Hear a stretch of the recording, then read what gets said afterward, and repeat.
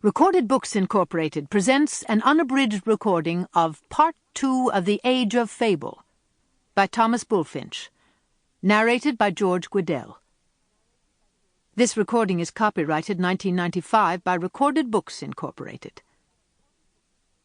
Part 1 of The Age of Fable mostly concerned the myths of Mount Olympus, the quarrelsome Jupiter and Juno, and all their divine and amorous companions.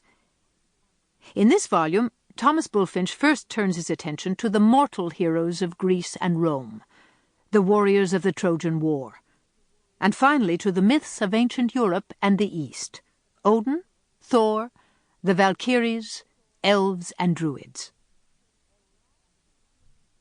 And now, Part 2 of The Age of Fable.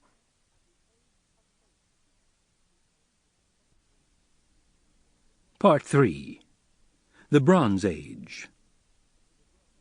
And Zeus, the father, made a race of bronze, sprung from the ash tree, worse than the silver race, but strange and full of power. And they loved the groans and violence of war. Their weapons were of bronze, their houses bronze, their tools were bronze.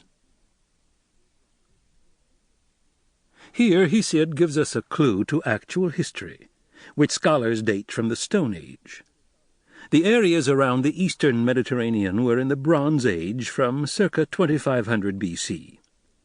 Their early cities, Babylon, Troy, Mycenae, used this new technology in art, weaponry, chariot wheels, potter's wheel, and to construct arches and temples.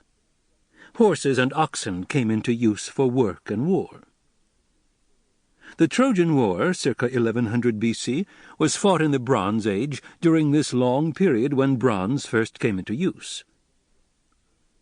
Two magnificent epics, the Iliad and the Odyssey, on the fall of Troy and the subsequent wanderings of Odysseus, Ulysses, were written by Homer circa 700 BC.